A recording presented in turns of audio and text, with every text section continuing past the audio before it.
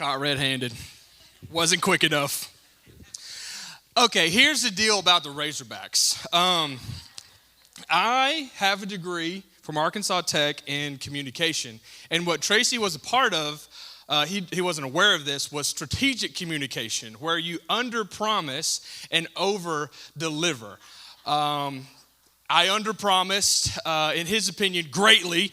And I'm hoping that I'm wrong. Like, I look like a fool now, but come the end of the season, if the Hogs hold up their end of the deal and they over-deliver, hey, maybe they'll listen to me next year.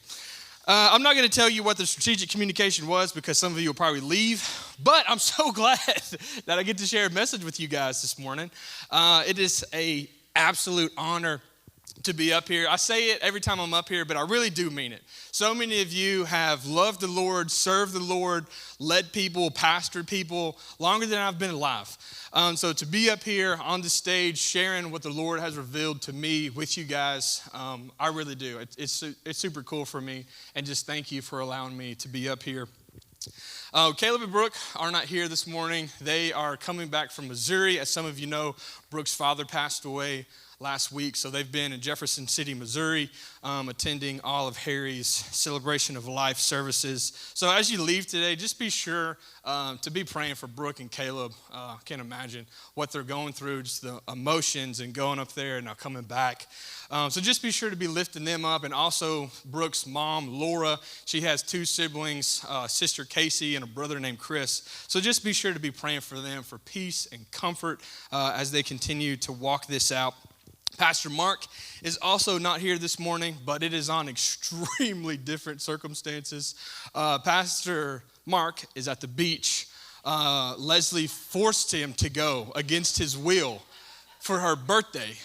And he told me that that's all I'm allowed to say is that, yeah, I can't talk about Pastor Leslie's birthday. So that's where Pastor Mark is. Maybe we should pray for him because he's at the beach with Leslie.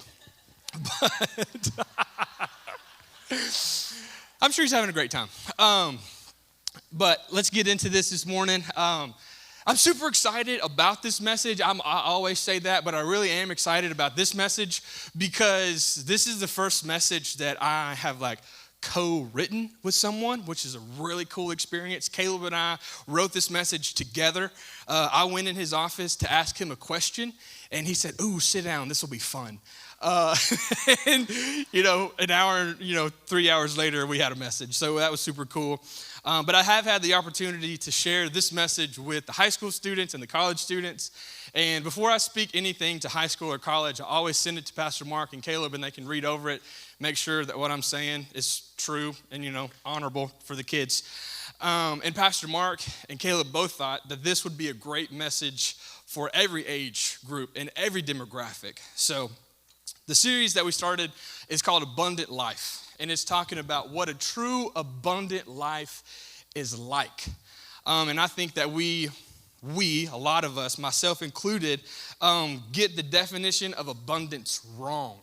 And that's kind of what this series is about, telling the students that abundance is not things. When it comes to living this abundant life that we're all familiar with the scripture, John 10:10, Jesus is not promising property and possessions. Abundance is not property and possessions, it's purpose. And in a true abundant life is a life lived close to Jesus. So obviously I gave away the theme verse for this series that we're in. On Wednesdays and Thursdays, John 10:10. But we're actually going to read John 7 through 10 this morning, so let's jump into it. Jesus said again, "Truly, I tell you, I am the gate for the sheep." Everybody say sheep. Good job, thank you. "All who come before me are thieves and robbers, but the sheep didn't listen to them. I am the gate. If anyone enters by me, he will be saved and come in and go out and find pasture.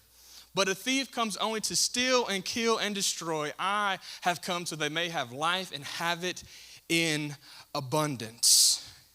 Some of you know my story. I wasn't raised in church. I didn't go to Sunday school until I was in junior high.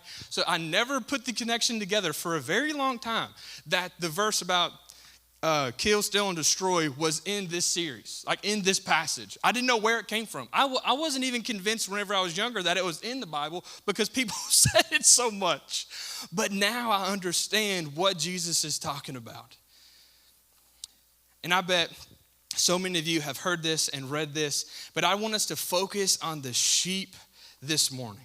And in this chapter, John chapter 10, Jesus is saying that I am the good shepherd. And he's given us a view into what a true abundant life is like when we are one of his sheep. And he takes care of us, and he cares for us, and he leads us, and he guides us. An abundant life is being led by Jesus. So we're going to focus on the sheep this morning.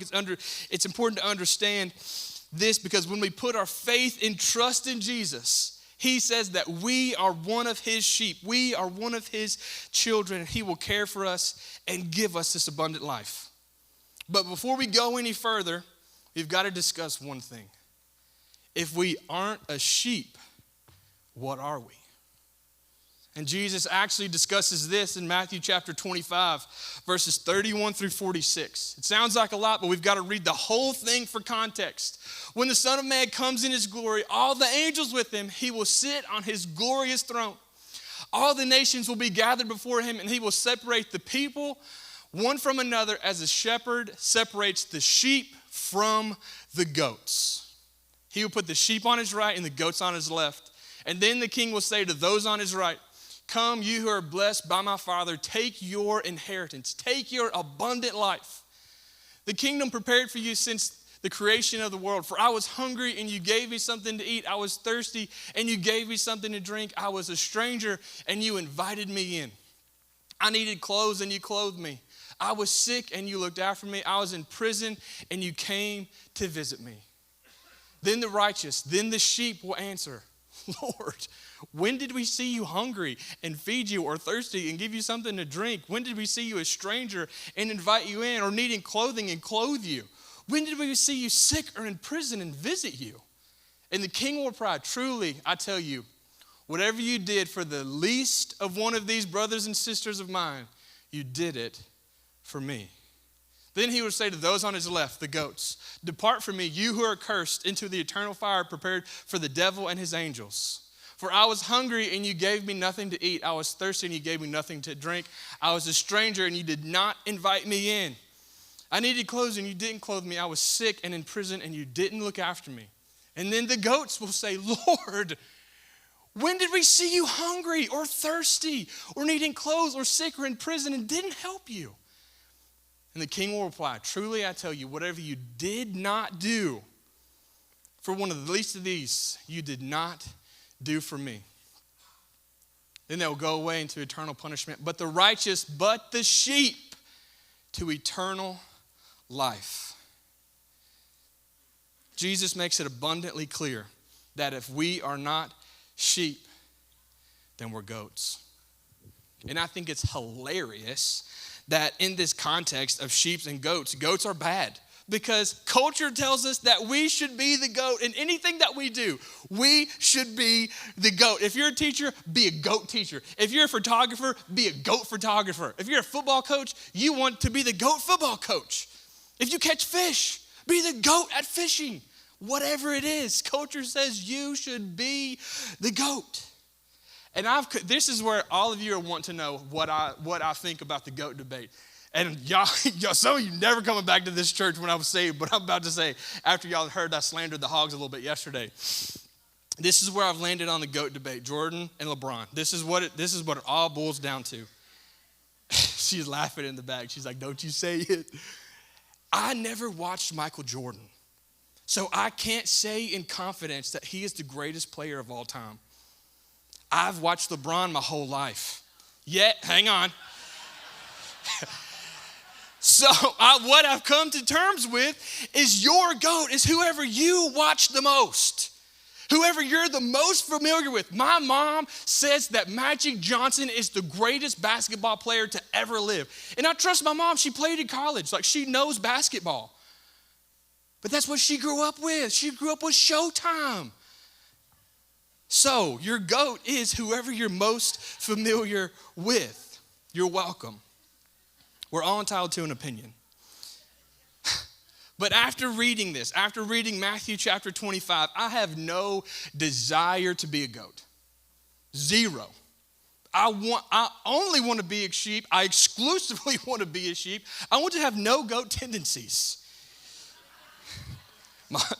Don't ask my wife. She may ask you. She may say I have no goat tendencies, anyways. But zero part of me wants to be viewed as a goat after reading the words that are in red. The sheep, God's people, are promised an inheritance and eternal life. And that is our abundant life. While we're here, that inheritance and that promise is our abundant life. So if our goal is to be a sheep, how do we accomplish this? Jesus gives us insight into the life of the sheep and insight into the life of the goat in Matthew 25. And as we read through this and break this down, we can ask ourselves a few questions. And the first question is, who am I serving?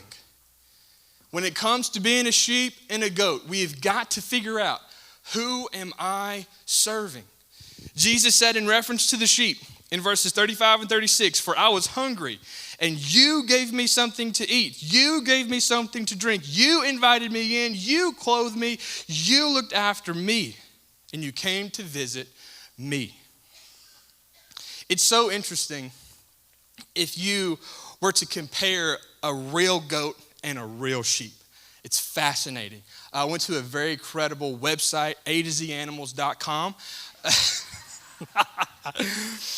That was actually Caleb. Caleb found the website. And y'all should have seen some of the ads that popped up on a2zanimals.com. We almost left that website with chickens and a donkey. Seriously. So when you go to compare these two animals, the real thing that you would find on a farm, it is fascinating, the contrast in the two. This website, that's credible, and you could, please don't go in service. You will not pay attention to anything else. It says that sheep have a strong flocking instinct, while goats are curious and independent. The natural tendencies of these animals are polar opposites. Sheep are led to flock, while goats are drawn to isolation. In other words, sheep care about other sheep. Sheep care about being around people. Goats could care less. Anybody ever been in a goat pen? Me? Okay. There's usually only one, and it's a jerk.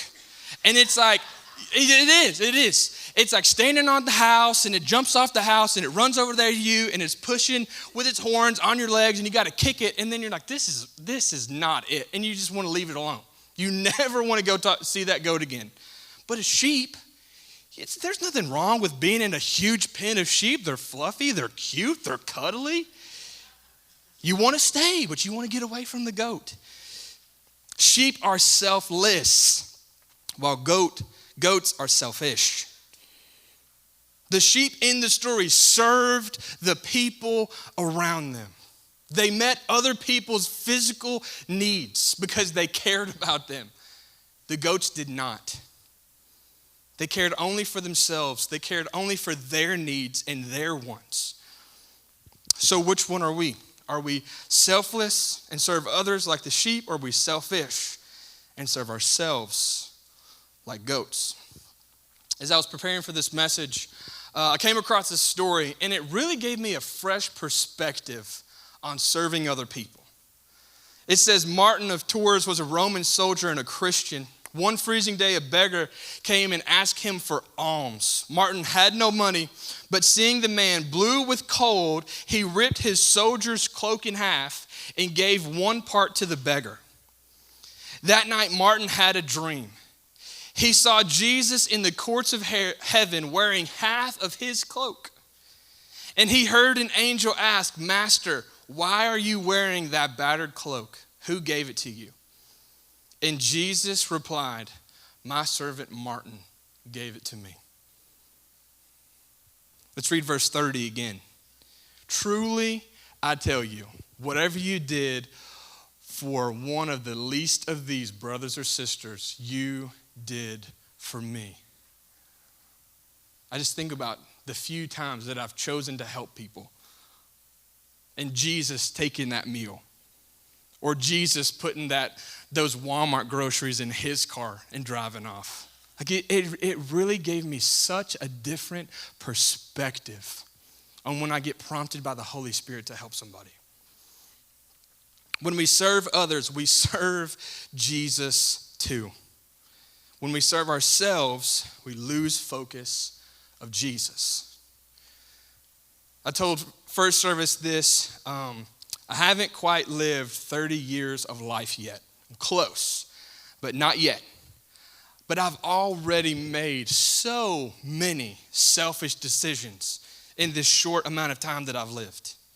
One of the biggest areas of me serving myself instead of serving others was when I felt the call of ministry on my life. I was pretty young, 16, 17, 18, but that's also the time where you make some really big decisions in life. 16, 17, 18. Do you want to go to college? Where do you want to go to college? Are you going to go to the military? Are you going to go straight to the workforce? And then here I am, knowing that I have a call in my life, but instead of pursuing that, I selfishly choose to go to school and make all this money. I had all these dreams and aspirations to be on ESPN and make all this money and be the GOAT broadcaster and call the NBA Finals. That was my dream and my goal. But I selfishly, for years, pushed my calling aside and chose what was best for me so I could make the most money and I could have the most influence and I could have the most friends and be in the right circles and meet the right people to advance in my career to make all this money, even though I knew I was supposed to be doing this the whole time. Who are we serving?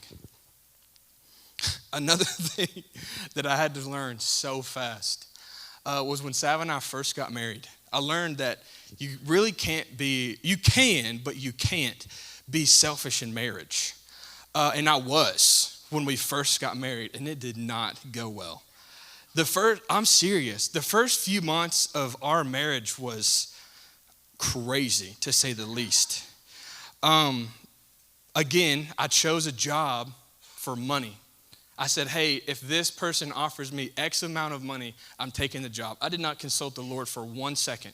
And they called me back and offered me like this much more than what I said. So I jumped on it, and it wreaked havoc in our marriage for almost a year because I chose myself and me wanting to make more money instead of my wife. I did not even consider Sav's wants or needs. And I reaped that fruit for over a year. Who are we serving? Philippians chapter 2. I read it differently when I read it through the lens of the sheep and the goats. Then make my joy complete by being like-minded, having the same love, being one in spirit and of one mind. Make my joy complete by flocking together. Do nothing out of selfish ambition and vain conceit. Don't be a goat. Rather, in humility, values others above yourselves, not looking to your own interest, but each of you to the interest of others. Paul is pleading with us here. Please take the attitude of a sheep. Valuing others and serving them before ourselves leads us to our promised inheritance. Second question we can ask each other, ask ourselves. You can ask other people if you want. What am I curious about? This thought has like shaken me to my core. You can ask Sav, we were talking about this. I'm not supposed to put my hand down there. We were talking about this the other night on the back porch. Just this thought, what am I curious about? So we got to go back to the real animals for a second, the sheep and the goats. A2ZAnimals.com says that sheep are grazers while goats are browsers. And that may not seem like that big of a deal, may not seem like much of a difference at all, but when you bring the natural tendencies back into this, it's meaning that sheep flock together, while goats are curious and independent. While goats are eating, they're walking around on their own, eating things that they are curious about. While sheep only eat what they are led to. Sheep only eat what the shepherd puts in front of them, while goats are free to walk and roam and go through the woods and do all the things that they want to do and eat the things that they are curious about. The sheep only eat the grass that the shepherd provides. The person that loves and cares for them and has their best interest in mind. He leads them. In the morning, he says, hey, this is what I have for you today. And they say, okay, I'm going to eat this grass. Goats, on the other hand, could give a rip about anything else. And they're going to go their entire day and do what they want to do and not be concerned about anything else. Sheep do not entertain their curiosities, but goats do. And the question is, what do we do with our curiosities? At the end of the day, every single one of us, it doesn't matter our age, our social economic status, whatever, we are curious people. We are so curious. What do you think made Eve take a bite? She was curious. She wanted to know, will it really happen? And we are the same way. The devil and culture are very aware that we are curious people and they use it to their advantage. Our phones and our algorithms feed our curiosity every single day. Think about it. I've said this from the stage before that you can retrain your algorithms, and you can. It takes a lot of work. But why do you think if you watch one cooking video, in 30 minutes, your feed is nothing but cooking videos? Because your phone and the algorithm knows, hey, they're curious about this. So they feed more and more and more. I'm a terrible golfer. Y'all, I am so bad at golf. Like, it is not even funny how bad I am. I played at Chamberlain. The last time I played, I don't even know how long it was. A long time ago. The last time I played, it was this year, still a long time ago. Like when I say I'm bad, I'm probably like the worst golfer you've ever been in the room with. We were playing at Chamberlain, and I was shooting like a 217 going into 11. Like we barely made the turn, and I broke 200. It's because there's so many ponds at Chamberlain. You got to hit over water every hole. There's one hole, the hill's so big, you can't even see the pin. What are you supposed to do with that? But because I'm so bad, I watch golf videos. And if someone picked up my phone, actually, I don't have social media right now, but if you were to re-download my app and look through my Instagram, you would think I'm such a good golfer because so many golf videos are on my phone. I'm curious about golf. How do I become a better golfer? How do I get rid of my slice? How should I have my feet? What's the best driver? All of these things that I'm curious about. Or hunting, or fishing, or whatever it is that's on my social media. And there's nothing wrong with cooking. Man, there's some things on your social media pop up because people send them to you. And then your phone thinks you're curious about something else. I have no desire to watch people organize the refrigerator. Like those are real, or people cut the soap and the sand. I don't care about that. I want to tell my phone, I'm not curious about that. So those of you who are laughing, thank you. You know what I'm talking about. There's nothing wrong with those kinds of videos. But what happens when we watch a video about gender identity and transitioning and how it's beneficial? And then our phone thinks we're questioning our gender. And it thinks we're curious about sexual immorality and those kinds of things. So our feed gets flooded with that. What happens when we watch a video and people are saying that the Bible's not credible anymore because it's just an old book? And then our phones thinks we're curious about that. About the Bible not being true, about not being real, questioning everything that we've grown up believing. Curiosity, what are we curious about? And then before too long, your whole feed is consumed with this one curiosity that we fed. it's very easy to begin feeding on the wrong things, and they could be detrimental to our souls. The truth is, curiosity could limit our eternity. Think about it. This is the part that really got me. What precedes sin? What comes before sin? A curious thought. Some of the things that I've been curious about in my life, I was exposed to porn whenever I was like 4th or 5th grade at school, of all places. One of my buddies showed it to me. And at first I was like, man, that's kind of weird. But then I was curious. And this curiosity grew into something that I battled with and struggled with until my freshman year in college. 4th or 5th grade, all the way until college. I made a vow to myself that I wasn't going to drink alcohol in junior high and high school, because I saw what alcohol had done in people's lives, in my families and the families around me, and I said, I'm not going to do it. I'm going to wait until I'm 21. I said, I will be mature when I'm 21, and then I will consume alcohol. What an idiot. But on my 21st birthday, I was so curious. So I tried all the different things. And then the one weekend on my 21st birthday spiraled into a year-long thing where Sav sat me down and said, hey, if you're going to marry me, you have got to stop. I remember it I kind of vaguely remember it vividly. You see how I did that?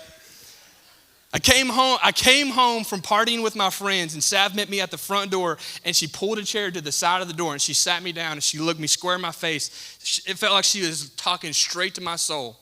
And she said, if you're going to marry me, you've got to quit. My curiosity led me to a point where I almost lost the love of my life.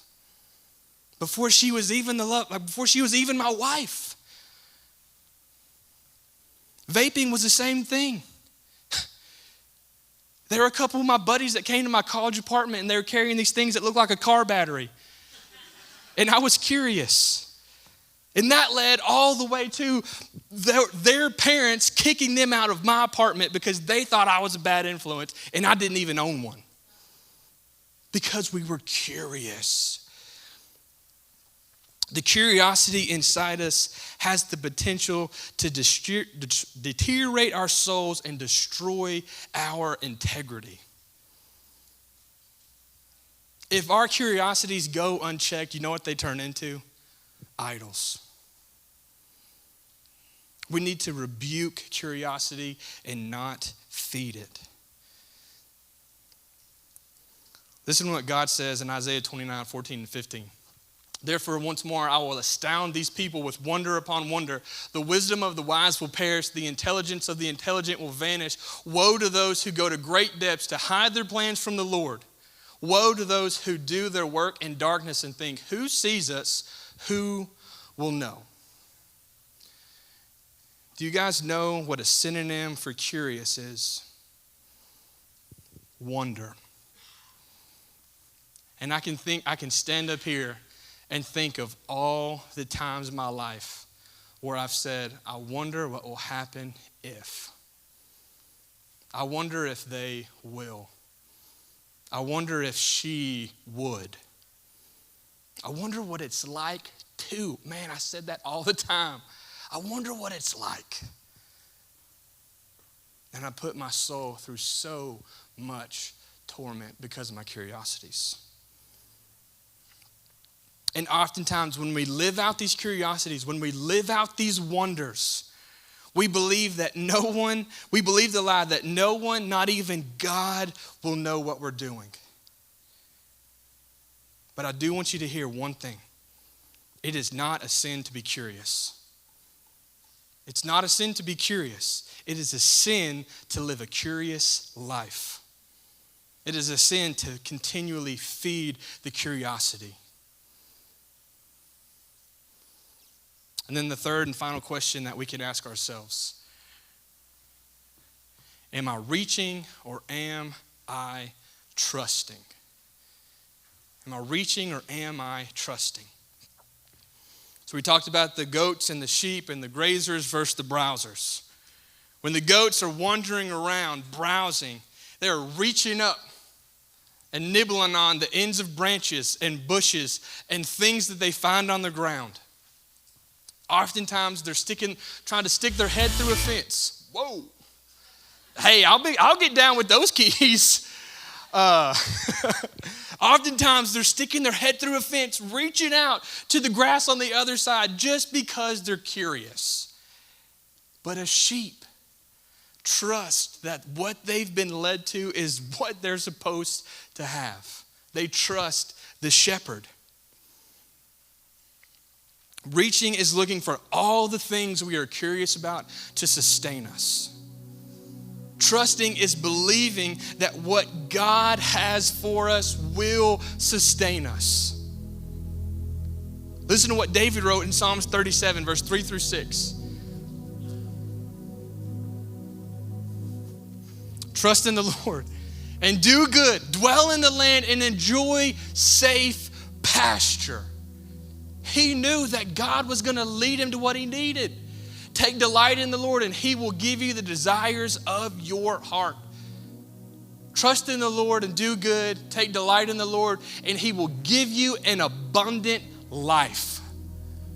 Commit your ways to the Lord. Trust in them and he will do this. He will make your righteous reward shine like the dawn and your vindication like the noonday sun. David is telling us if we trust and we live a life that is close to Jesus, he will give us this abundant life. It may not be full of money and new cars and property, but it will be full of the fruits of the Spirit. It will be full of peace, love, joy, kindness, happiness, self-control. That's no coincidence. That self-control is a fruit of the Spirit that we get to exercise when we put our faith and trust in Jesus. Reaching is porn while trusting is purity. Reaching is using drugs and alcohol to take the edge off after a long day, while trusting is knowing that God has peace that surpasses all understanding. And you can go back and forth on whatever situations fit into your life. Reaching versus trusting. Reaching is continuing to hang out with these people even though I shouldn't. Trusting is joining a life group. Reaching is lying, continue to walk in sin. Trusting is confessing so the word can come alive and you can be made whole and healed in the name of Jesus.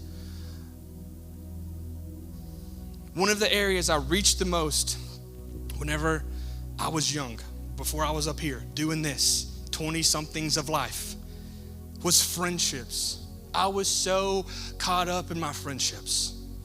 I spent my life surrounded by people that pulled me away from the Lord instead of pushing me towards him.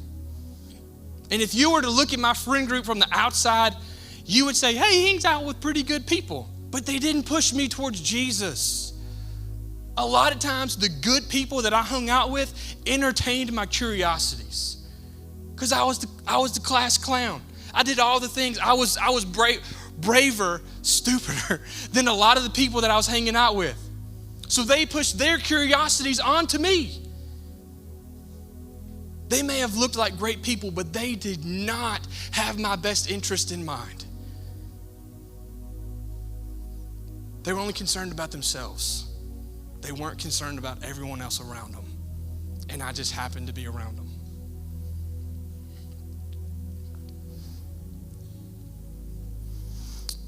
And instead of distancing myself from those people like I knew I should, I would continue to hang out with them because I was afraid of losing a friend group. I was afraid that I would miss out on fun. I tell the high school and college kids all the time, I will have more fun with you on a Friday or Saturday night than anywhere else. Bet on it.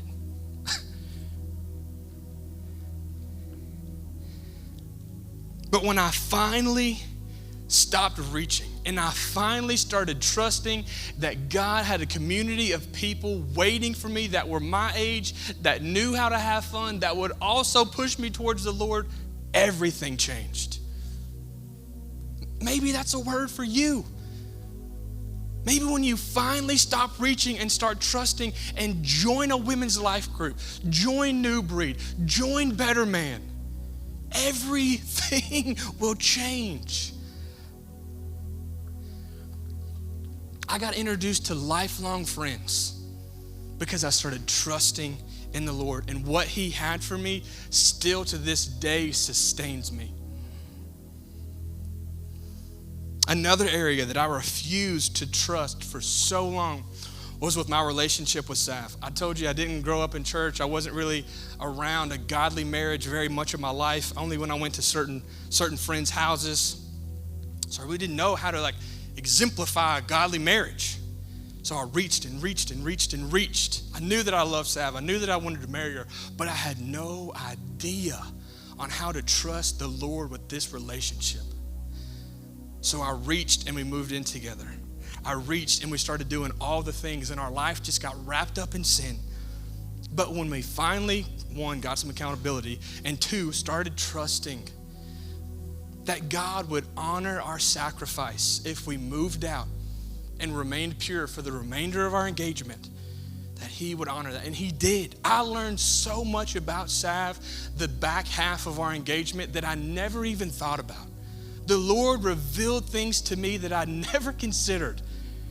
He pointed out things that I grew up in that I needed to let go of, that I should not carry over into my marriage, because I stopped reaching and started trusting.